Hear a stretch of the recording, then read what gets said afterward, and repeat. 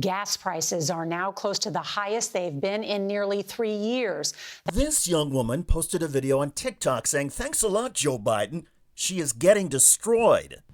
Judging based off that door handle, the rear fender and window shape, and the back tire, which, has a Nissan logo on it, I'm going to assume that this is a 2006 Nissan Pathfinder. This video was posted on January 31st, so unless you can show me a policy that Biden implemented 11 days into his presidency that spiked gas prices to some unprecedented number that you've never seen before, you're not paying $70 because of Biden. You're paying $70 because your car guzzles gas like a sinkhole. But logic doesn't matter with the Trumpsters. Eric Trump, gas prices are going through the roof. Thanks, Joe Biden.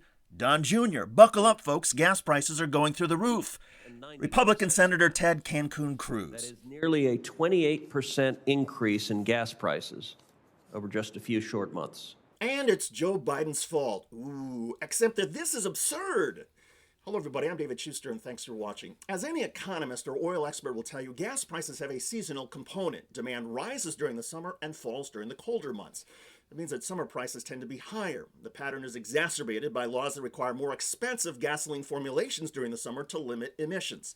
According to PolitiFact, gas prices today are roughly in line with where they were at similar points in the calendar in 2017, 18, 19, and 20, the 4 years Donald Trump was in office. In the short term, gas prices depend mostly on global supply and demand. On the supply side, the OPEC oil cartel and Russia have made voluntary production cuts, which has had the effect of raising prices. Also, U.S. oil and gas companies are now investing less in finding new sources of oil, given how hard these oil companies were hit in 2020. And 2020 matters, because the biggest factor in the recent price spike has been the slow but steady economic recovery from the coronavirus pandemic. When the pandemic began in the first quarter of 2020, the price of oil fell off a cliff.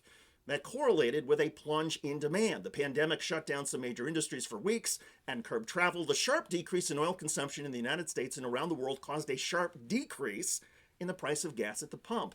Now, the economy is picking up again. Industries are buying more oil and gas as production lines and factory activity rebounds. People are also traveling more. Oil analysts say we are now seeing the highest demand for oil and gas since the pandemic started. One could make the argument, as many economists are doing, that Joe Biden deserves credit for the improving coronavirus outlook and rise in consumer confidence. And again, consumer confidence boosts oil and gas demand, which causes higher prices at the pump. Now, it is true that President Biden, in the first few weeks in office, canceled the Keystone XL oil pipeline, but the pipeline was not in operation yet. And revoking the permits and shutting down construction does nothing to alter today's balance of oil supply and demand. And even if the Keystone pipeline had been completed and then stopped, most of its oil was going to be exported. That means U.S. consumers would see little effect on prices. But as that old saying goes in many Republican circles, never let the facts get in the way of an attack on Democrats. It may be difficult for some Americans to understand the basic laws of supply and demand, but many Republicans certainly should know better. Rising gas prices are a sign of consumer confidence. Our economy is picking up again.